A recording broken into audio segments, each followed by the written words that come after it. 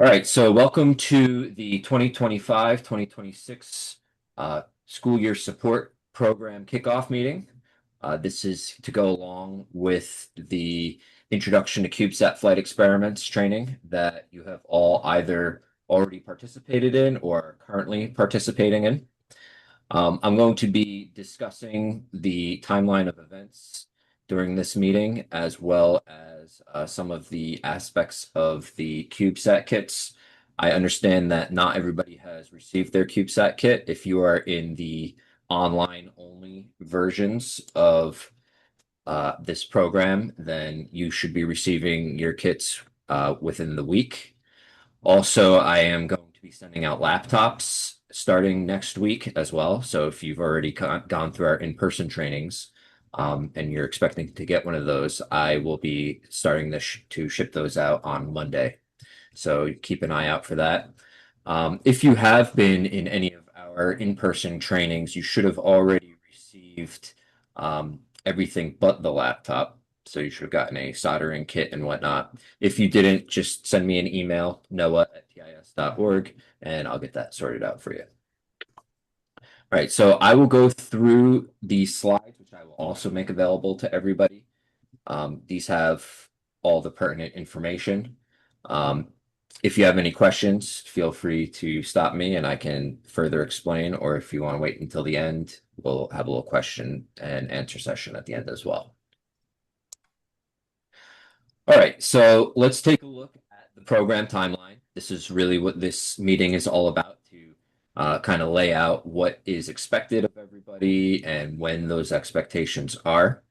We're going to refer to these as milestones, which is what we refer to them in the professional world of building satellites and launching things into space.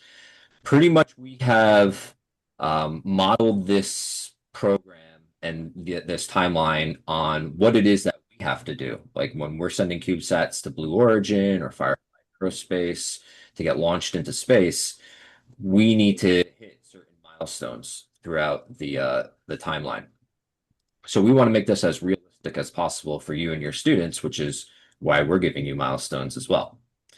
So first thing you see on there is the August 28th kickoff meeting. That's this right now. If you weren't able to meet, then you're probably watching this after the fact in a recording format.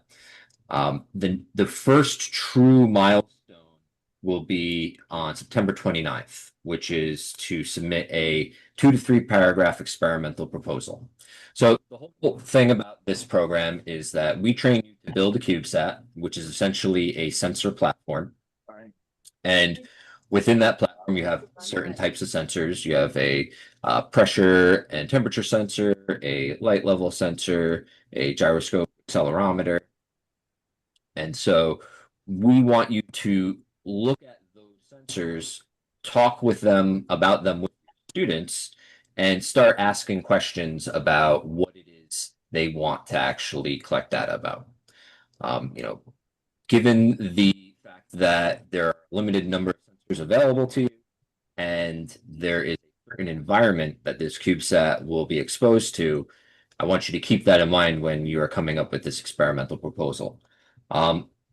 The way that we want this program to run is that it's okay if multiple CubeSats out there are, collecting data on the exact same things. There is going to be some definite overlap, which is ultimately a good thing in that you can then compare the results from your CubeSat to the results from other CubeSats that have the same types of sensors. So if you see something, very anomalous in your data, you can then compare it to one of the other sensor platforms, essentially. We are going to be flying these CubeSats on a high altitude balloon flight. That is how we start with flying CubeSats built by classrooms. Should those, CubeSats fail to collect data, like I said, there will be plenty of other opportunities to look at data from other CubeSats.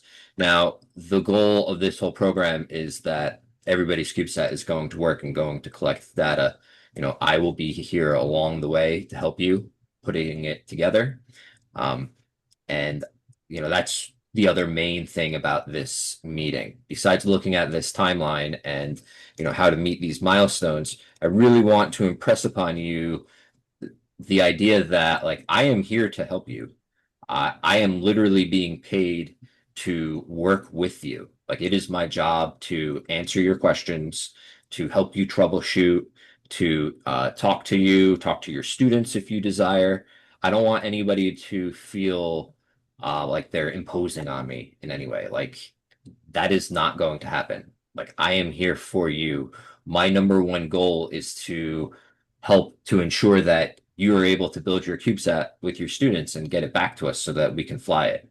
You know, I am essentially grading myself based on how many CubeSats we get back from everybody. And so I want to get a good grade. And so that means I want you to be successful. So please don't feel like you're imposing in any way. And really, my goal is to make it as convenient for you as possible. So whether that means phone calls or text messages or emails or online meetings, whatever is most convenient for you is fine by me. If you are feeling as though like you're stuck in any way, if your students are seeming like they're stuck, just get in touch with me by whatever means is most convenient for you, and we will work through your issue. So after that first experimental proposal is sent in on September 29th, then we will have another meeting on October 6th to kind of get an idea of where everybody is, talk about some of the experimental proposals, answer any questions that you may have at that point, and deal with any problems that you may be facing. November 14th will be the next milestone, which is your logical design. And that essentially tells us what it is, how it works, and what sensors, your students really want to be looking at as far as data collection. That I will give you I'll give you examples of past logical designs that we've received so that you have a little bit of a template to work off of. December 19th is the next milestone, which is a physical design. And that's going to be, more specifics on how the CubeSat works, like, what is the actual process of collecting data. So it'll probably be something along the lines of, connect the power source, the CubeSat turns on, the initializes the sensors begin collecting data every second or every 5 seconds or whatever it may be, and so on.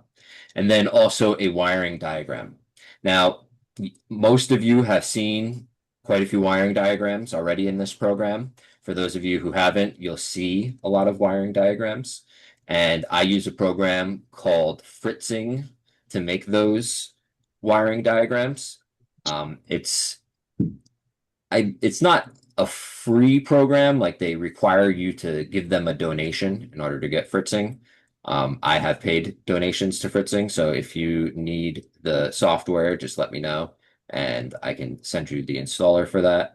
But otherwise, you can just donate, I think it's like as little as $1 or $5 in order to get that. Now, don't think that you need to make some absolutely fantastic wiring diagram using some fancy program on a computer. A wiring diagram can be as simple as, drawn on paper. Your students can literally use crayons if they want. You can take pictures, photos of the various components, and I've had people glue the pictures onto a piece of paper and then draw lines representing the wires.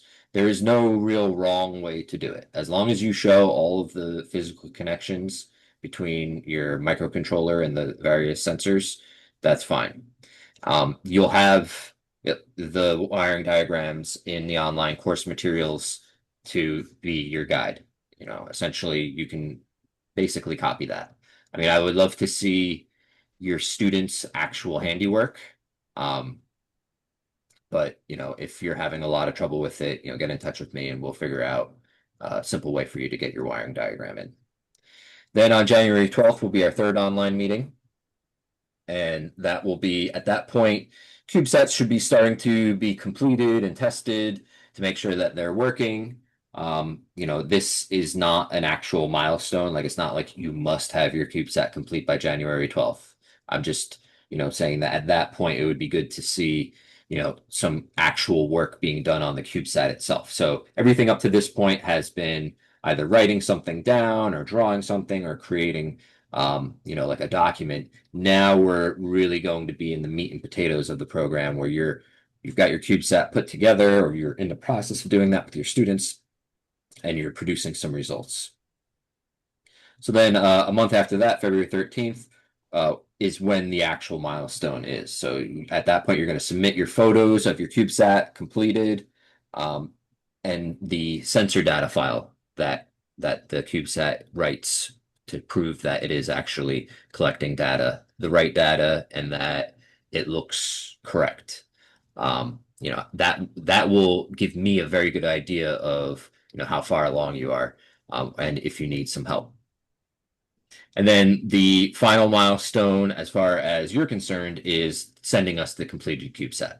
And so that has to be into us by March 16th.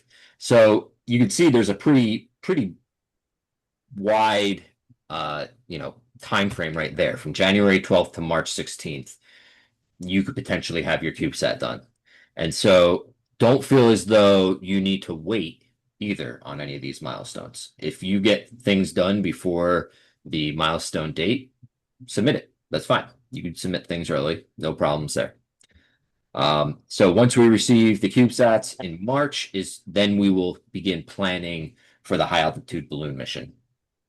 Um, oh, Julia, what are you doing? You're drawing on my slides. I don't know if everybody can see that, but I can. No worries. We're almost done with the slide anyway. So on the high altitude balloon mission planning can take a little while. Just like any other space flight, we're very dependent on weather conditions. And so that's why we put between March and April. Sometime in that period is when the balloon missions will happen. And also depending on how many CubeSats we get back, might determine how many altitude balloon missions we wind up doing anyway. So this is going to be, a little bit of a process. So you get us the CubeSats by March 16th, and then we will get them flown as soon as possible. And we'll get them back to you right after they're flown. We'll post the data to either our website or onto a a Google Drive or something like that, something that could be shared.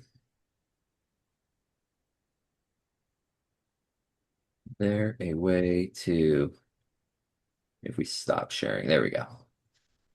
Let me share my screen again. All right.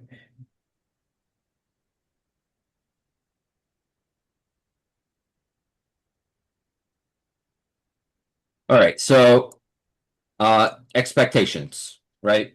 We have some expectations here. You have expectations. Um, we can be a little flexible on some of these. All right. Don't feel as though like if you don't meet one of these expectations, like you're done and you're out of the program. But like we want to set the bar, ever so high, and we would love for you to meet that bar. If you can't, we can work with you.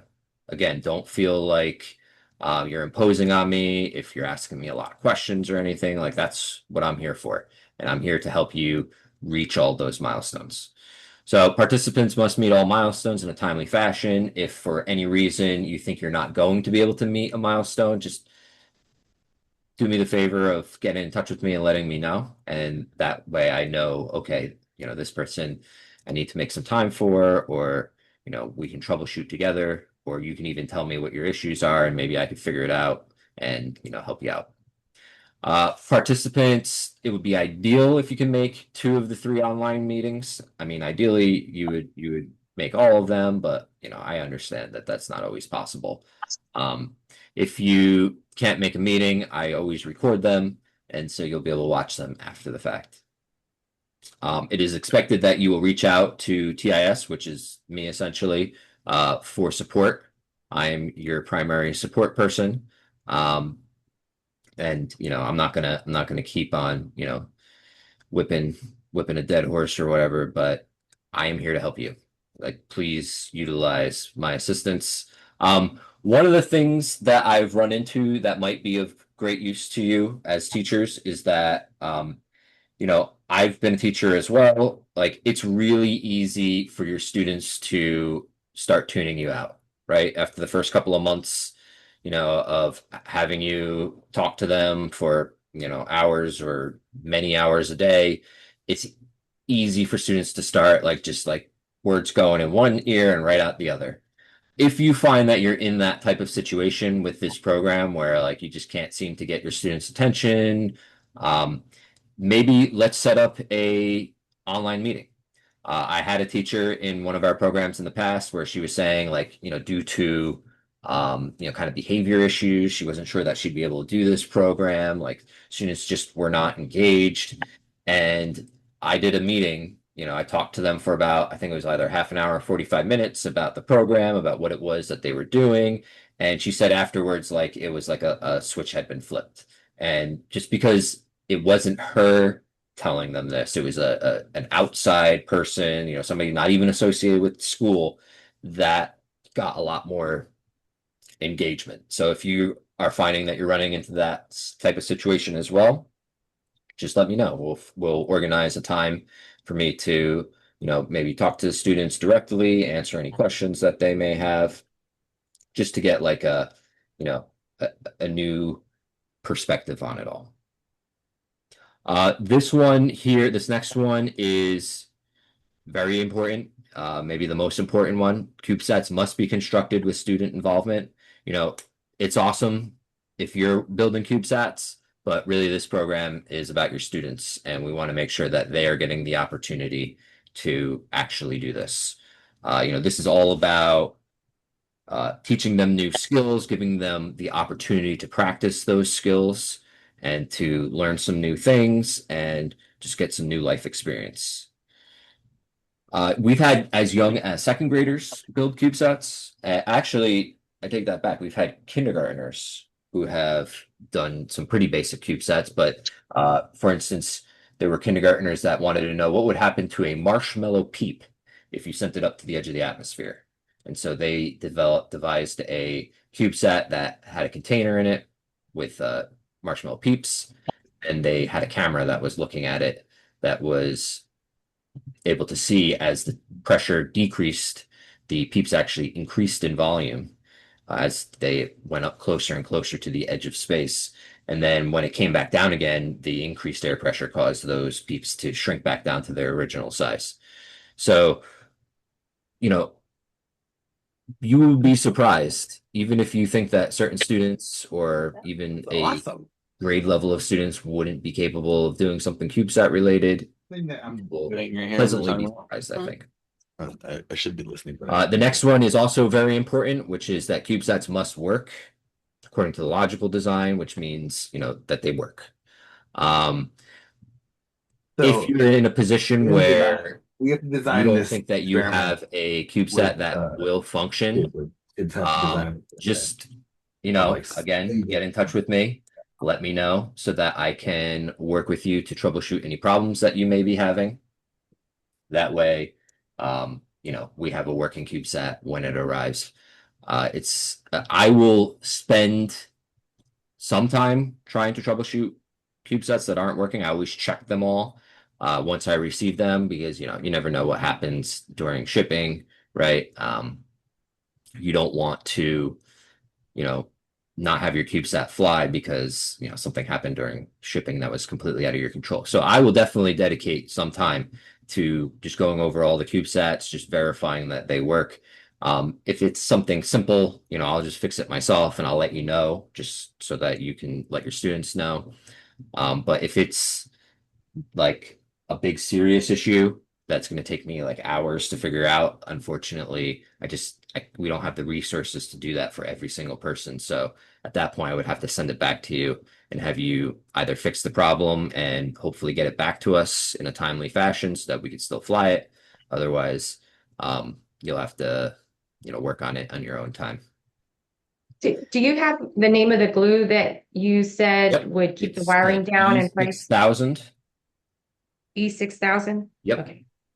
So the question was, what is the glue for the the wires. So if you were at our in-person New Mexico training, I had mentioned it. Um, and we actually ran into, I think, some issues with our high altitude balloon mission where some of the wires came undone from the CubeSats. And really, that I take responsibility for that. I should have had you glue all of those wires, the day before. I actually wound up doing that at the next training, the one in New York, a few weeks later, where now we're just making it part of the training process that once you have your CubeSat together, you glue all the You want wires to in just so that doesn't happen. Uh, the final thing is that you should be documenting this process, ideally with photos and videos, um, and you're sharing those with us because that goes a long way in helping us to, show this program to potential sponsors and donors and other school districts and just really anybody. If you go on our website, you could see lots of pictures of folks doing this, and maybe that's what got you interested, right? Maybe you saw some pictures or photos or videos and you're like, oh, this looks interesting. So like we want to be able to do that more and more so that we get more and more classrooms involved in this program and just have CubeSats become a much more common thing. I really personally believe that like CubeSats are great because they're relatively inexpensive. They're pretty simple as far as all the concepts are concerned, and they are space related, which really gets kids' interest. And so the more CubeSat building that's going on around the country, I think that's only a good thing for, you know, the whole world, really, but especially us, the United States, because it seems as though practical skills are not all that common these days. It seems as though, kids are more likely to be, scrolling through social media than doing something with their hands that's actually productive. And I have personal experience with a lot of students that may not be the greatest students academically, but the minute you give them some sort of hands-on activity to do, like they thrive and they excel. And so I think that CubeSats are a great way to reach those students who are otherwise often, overlooked or left behind. And there are so many kids that they don't operate well in a academic environment, but if you give them something to do with their hands, it opens up so many new doors to them. All right, so let's talk a little bit about the constraints. Timing is, meet the deadlines or the milestones. Again, those can be somewhat flexible, especially if you let me know ahead of time. As far as the volume is concerned, it's a 1U CubeSat. So that means technically it's supposed to be a 10 centimeter by 10 centimeter by 10 centimeter cube. The CubeSat kits that you all have worked with are 11 centimeters on one side. So for any of you who looked at it and were like, this isn't really a cube, you were right. It wasn't actually a cube. The reason why is it's like kind of a holdover from our past where previously, we had designed CubeSats to be launched out of deployers on rockets in orbit. And one of the issues with a cube is that if it twists inside of that rectangular deployer, it ceases to kind of be a cube anymore because it's now, slightly twisted to the side and it can get lodged in that rectangular opening. Or technically it's a square opening at the end of the player. And so by making one of the dimensions slightly longer, it would be impossible for it to twist like that. That's not really something that we're doing anymore. And so going on into the future, all of our CubeSat frames will start being true 10 centimeter cubes. But in this case, you have a 11 centimeter on one of the sides. Nothing to really be concerned about. As far as mass, we want to keep it to about 250 grams or less. I'm pretty sure that your kits come out to like 230 something, maybe like 235. But if you want to add some extra stuff like, I don't know, stickers or any type of art, you're welcome to do that kind of stuff. But please don't go over that 250 grams. As far as power, um, You don't necessarily have to worry about this. So in your kits, you have like a regular alkaline 9-volt battery. That is not going to work on a high altitude balloon mission. We actually tested this definitively during our last training in New York, where we put 4 CubeSats up.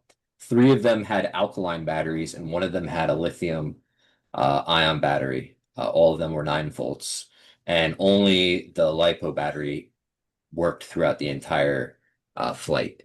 So we can add the LiPo batteries for you. So just send it with the alkaline battery, and I'll switch it out before it actually goes on the flight. We believe that it has to do with a combination of the low temperature and the low pressure. The alkaline batteries just can't handle it. They just stop working eventually, but the LiPo batteries can handle those extreme conditions. No hazardous materials, which means like nothing flammable or toxic. And it must be shake tested.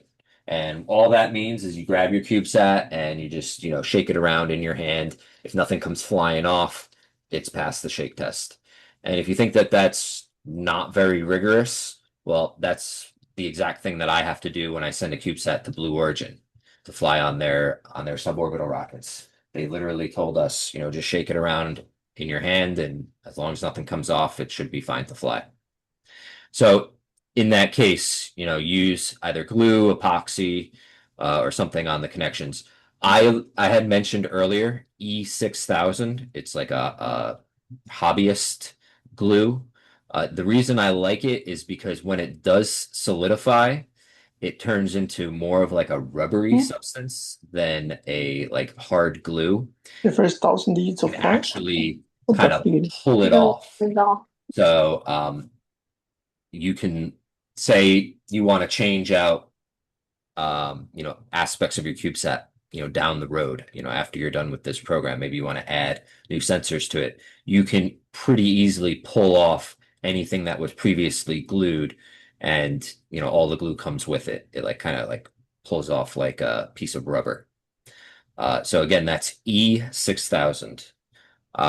If you don't care about ever taking it apart, use epoxy. That'll be even more sturdy, but you don't have to do that. All right. So when it comes to coming up with your experimental proposal, we like to talk about using NASA's BEST, or Beginning Engineering Science and Technology, engineering design process. This is essentially the scientific method, or the steps that you would take in order to engineer any type of experiment. So first thing you're going to do with your students is you're going to ask some questions, right? You're going to, try to identify and define something that can be tested. Know that you're going to be going to the edge of the atmosphere. You're going to be moving through various levels of the atmosphere. That means different types of air, whether it's different air pressures or temperatures or winds, um, you know, different types of humidity, all sorts of different features of different levels of the atmosphere data can be collected on them. Then, think about how you would get data based on, what it is that you want to study, right? Most likely it's going to be with the sensors that are on the CubeSat. That's what they're there for. Then you get to the circular part, and this is, the part that you may go through this once, you may go through this 10 times, 100 times. It just all depends on, you and your students. So you're going to come up with a plan, right? Select a design, and you're going to then build that design. In this case, it's our CubeSat. Then you're going to test it. You're going to make sure that it's actually collecting data. This particular engineering design process graphic can be found at NASA's websites. If you look up the NASA BEST engineering design process, you can find it there. So as you're going through this part, after you test, you may find that there are issues, and you'll want to, make changes or improve upon your build in order to, overcome those issues. And it might require going back and doing the planning and the creating and the testing all over again. So you might go through this quite a few times. And then it's going to culminate in getting data and then ultimately sharing that data, right? Science is all about sharing your results. That way, you can contribute to, the greater scientific community, you and your students. So I like to tell the story about how it's really a story about myself. I always say like, oh, kids in as young as second grade, I've already decided that they're terrible at math and, they'll never be a scientist or an engineer or something. I say that, because that's what I did. I had already decided by second grade that like I hated math. I came up with this false belief that some people are just born with a good math brain and some people are born with a bad math brain, and like I was unlucky enough to get that bad math brain. The reality was is that I hated doing math homework, and so I barely ever did it. And so if you don't practice something, how are you ever going to get good at it? And so I was just rationalizing my own laziness, I suppose. But the reality is that if I had built a CubeSat in second grade with my teacher and we had flown it to the edge of space and we collected data and we went through this whole engineering design process, not only could I be an engineer, I will have already been an engineer at that point. And so this whole process could change your students' lives. And that's really the goal of all of this, is to get students as young as possible, just introduced to, the engineering design process, to CubeSats, to sensors, to Arduinos, to microcontrollers, all of these various things that you will experience by building this CubeSat. Any number of those things could really, open up doors for certain students. And don't think that this is only going to be for your, science-minded students. Like I had said, like you could put art in these. Part of the whole process is determining who's going to do what, right? And you might have students that might not be interested in electronics and engineering, but maybe they're very interested in telling a story via social media, right? So you could have that student be documenting, they could be taking pictures, they can be responsible for a class social media page about the project where they make regular updates and posts to that so that the rest of the school knows what's going on and the rest of the community. You could have we've previously had students write poems and put them into their CubeSats. We've had students make works of art and put them into their CubeSats. You're welcome to do all of that. That way, everybody can be involved, not just, the engineering or the science-minded students. So, these next slides, use these. You can literally use these slides with your students as you're going through this process, right? Choosing a testable question, looks at those first two parts of that engineering design process, right? Asking and imagining. So you ask your students questions, you have them ask questions, you have them imagine solutions to those questions. So literally use these slides if you desire, something to keep in mind, which questions can we really work on, right? You only have a limited number of sensors in your CubeSats. So there's only going to be so many things that you can actually collect data on. And now, in the past, I kind of thought about this as kind of a limiting factor, but honestly, there's so much science and so many jobs in general where you need to be able to work within certain constraints or with certain limitations. And this is just practice at doing that. The goal is that you go through this program, this introduction to CubeSat flight experiments, and this gives you and your students the know-how to then go on and build more CubeSats, where you have all sorts of neat and interesting sensors that we don't even touch upon in this course. And, you can build, whatever your students can imagine going forward. With this particular program, we want you to stick with the constraints and the hardware that we've provided for you. And that's a little bit of a challenge all on its own, right? Being able to fit within those given constraints. This is just, a little bit about what is a logical design, right? At this point, you will have your testable question chosen. This is where you assign the roles and responsibilities. So you'll actually write those down in the logical design. You don't have to like tell me exactly who this student is. Like, little Bobby Fisher is going to be doing this, and, you know, little Jane Austen is going to be doing that and whatnot. Really, it'll be like we have this team will be working on this and that team will be working on that. And again, I will provide you with an example logical design and an example physical design from previous classes so that you have kind of a template to work with. So whereas the logical design is more of the who and the how, the physical design is the what. What are the physical requirements to make this happen? So you're going to have your list of sensors and equipment. You're going to have your wiring diagram. You're going to send us the Arduino code, and what is the data that is actually being collected. And then the engineering model, that is a term that we use regularly.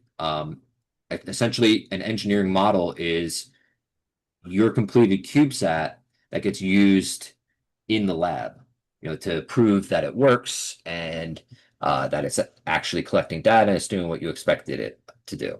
Now, in this particular program, your engineering model is also going to be your flight model, right? You're going to send us what you build in the classroom. We're going to actually fly that. So in this program, your engineering model and your flight model are actually the same thing. But just, let your students know that there is a difference and that in engineering, we generally have models that we can work on, that we can test, that we can break, and not worry about, having to replace it for the actual flight model. And then you'll finish up by, collecting data, improving if you need to, and then communicating your results. All right, so then the question becomes, how do we actually make this happen in the classroom?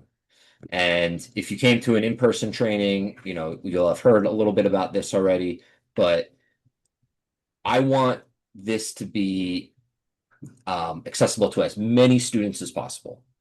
I know that not everybody, will be able to do this during actual class time. It's just the reality of being a teacher is that, it's hard and it seems to be getting harder every single day.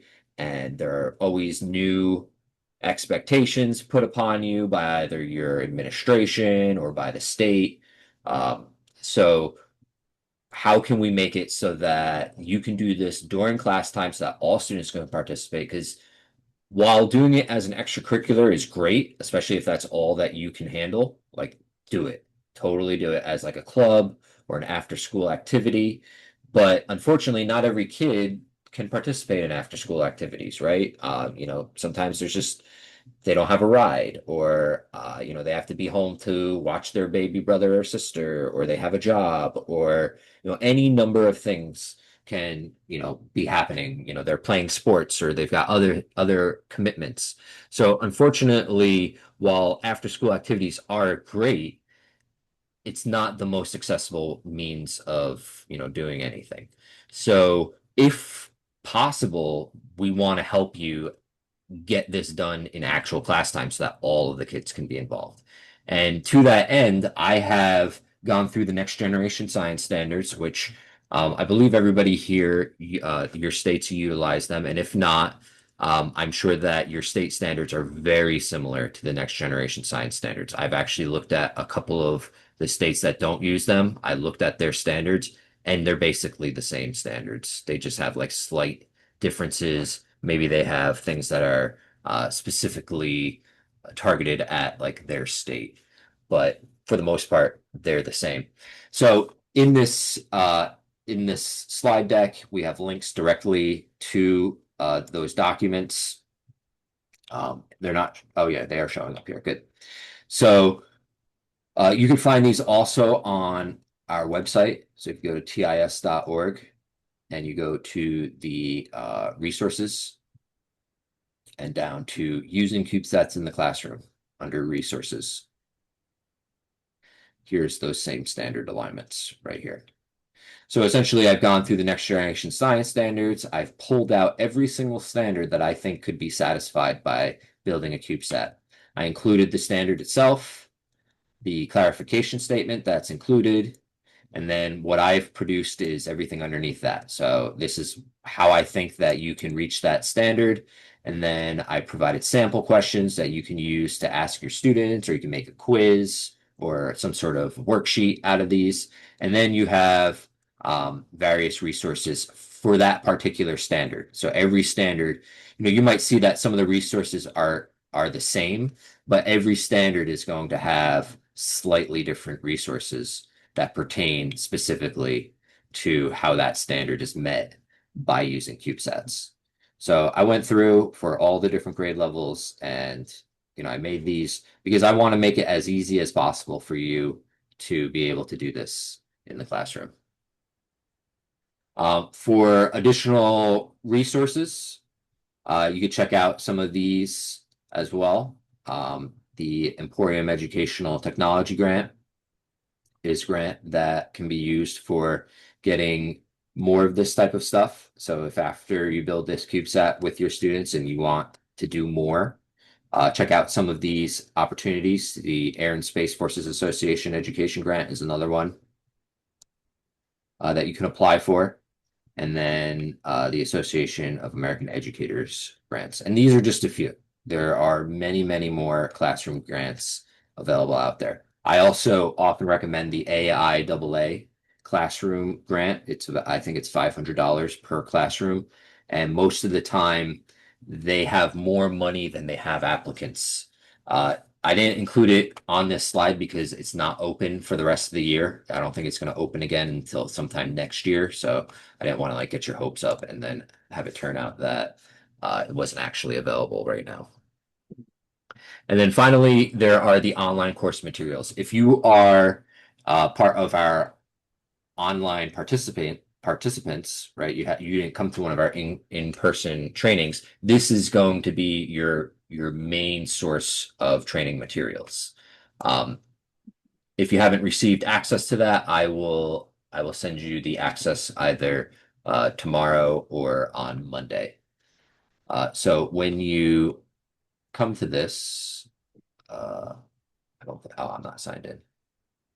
Let's fix that real quick so I can show you what is there.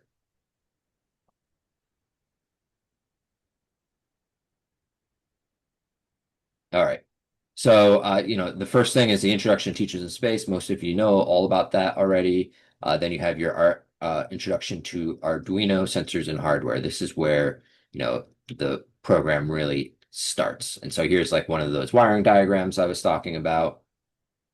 Make sure that you're paying close attention to the various files that are available on here. Make sure you download anything on there. Make sure you read through these, and then you have the videos of me literally walking through everything you need to do in order to do that part of the CubeSat build.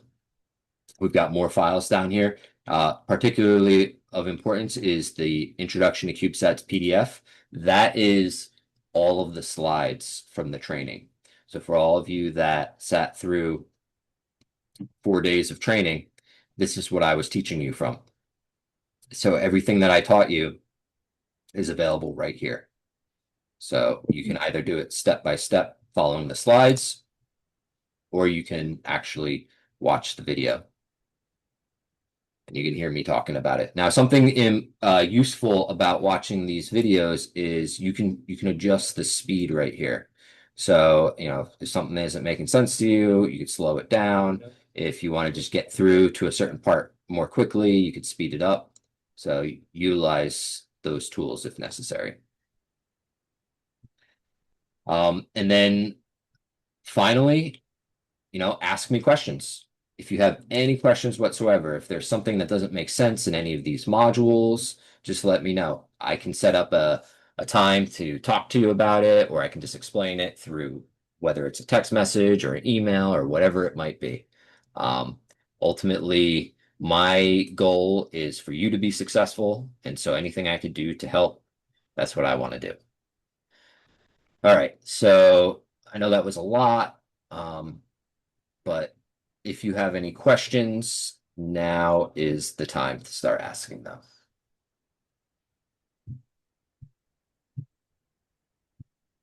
Anybody?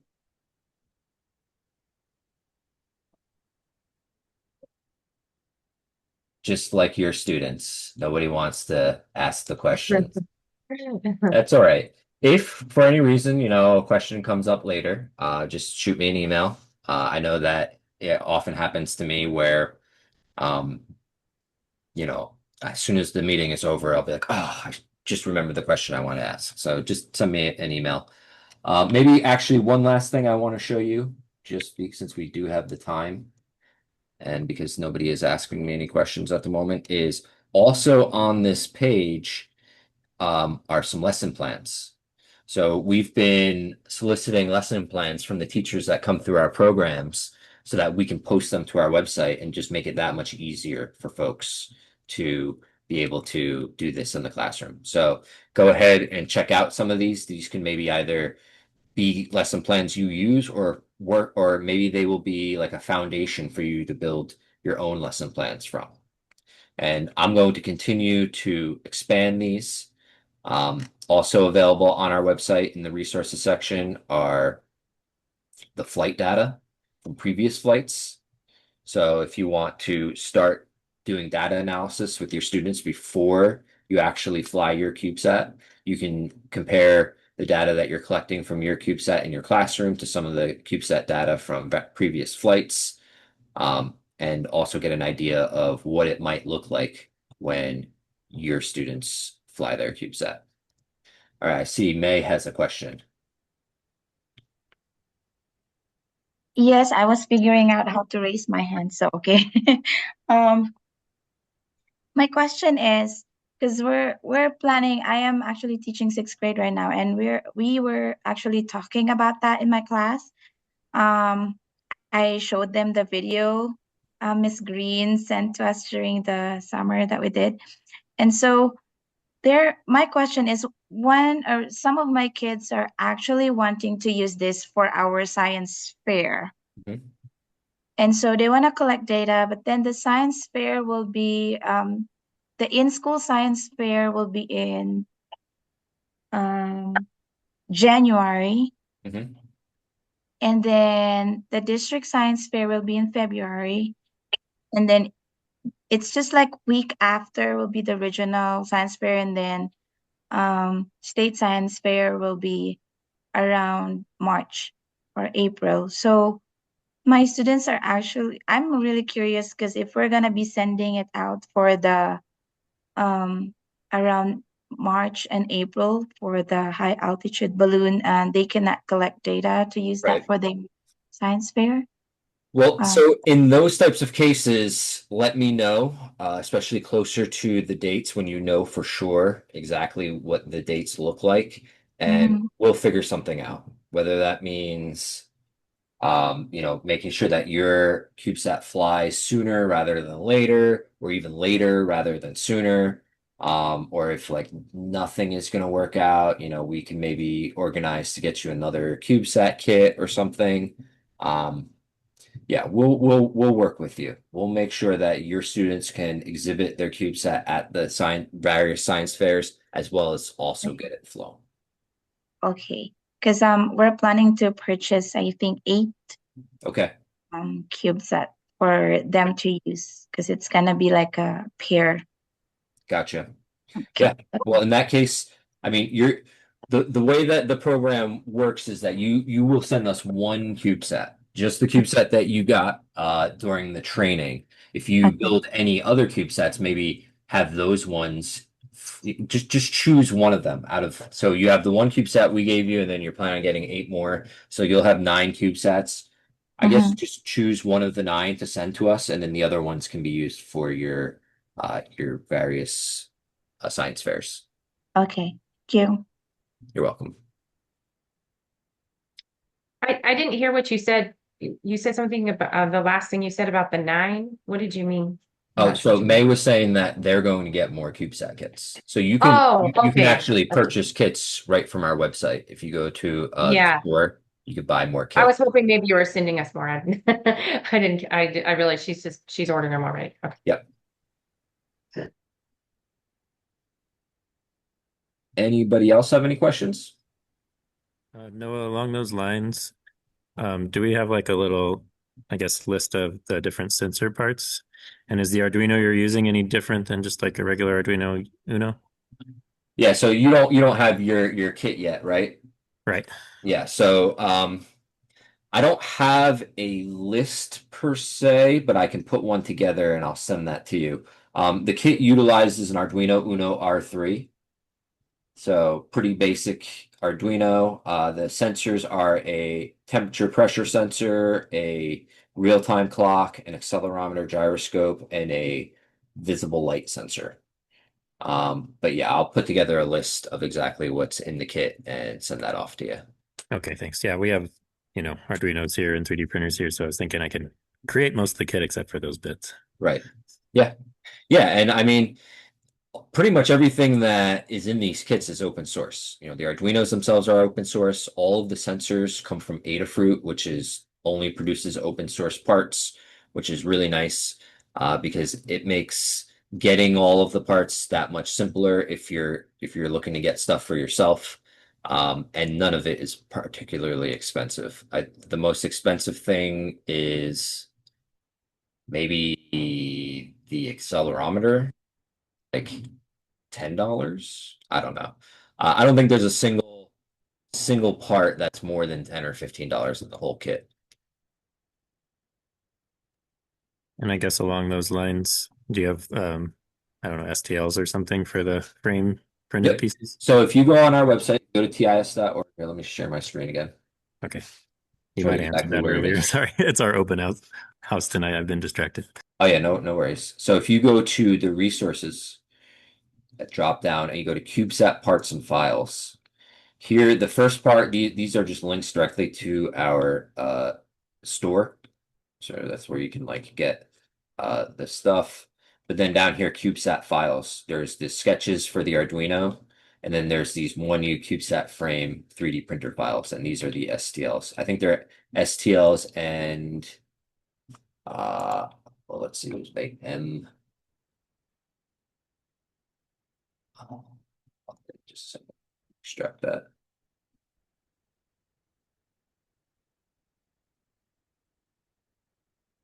Yeah, they're in STL format.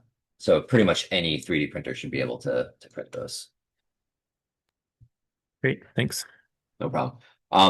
As another thing, another useful resource right here, this CubeSat sensors, hardware, and tools brings you to a link of various distributors and manufacturers of different types of sensors and microcontrollers and things, and as well as some positives and negatives about those various distributors and vendors. So this could be a tool for getting additional things later, not necessarily for this CubeSat build, but for any future CubeSat builds that you may want to do. What was the name of that link again? So that link can be found in multiple places. So one of them is in the resources dropdown, CubeSat parts and files, right Okay. here.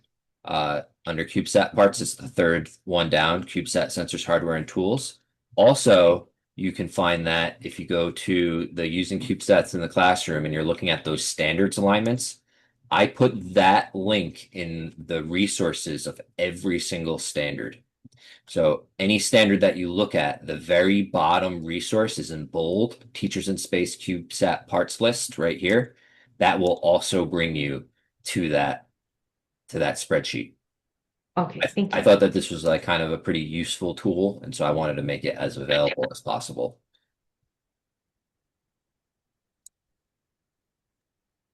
And Noah, just to clarify too, like if if our school was interested in trying to fly, get a balloon ourselves, Mhm. is that something we're allowed to do before we Oh yeah. send the I mean, service? you do anything you want with your CubeSat, honestly. It is your CubeSat to do with as you see fit. Um, we would love to fly it for you. Yeah. But we would also love for you to just fly it. however many ways or any way that you want. So previously, we've had some New Mexico teachers who got in touch with Andrew Denny from the New Mexico State University's Physical Sciences Lab. He helps us fly our high altitude balloon missions in New Mexico, but he had students uh, connecting their CubeSats to a drone actually and flying them on a drone, which was pretty cool.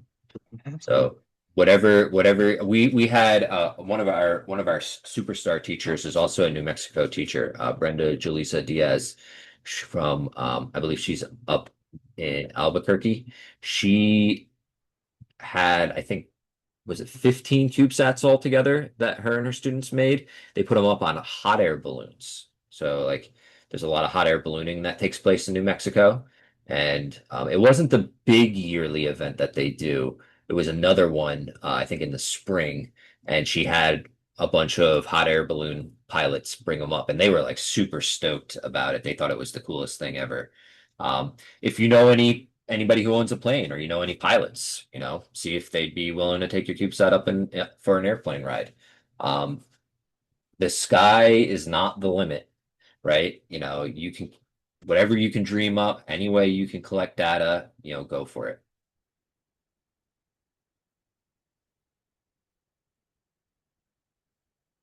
Any other questions, comments, concerns?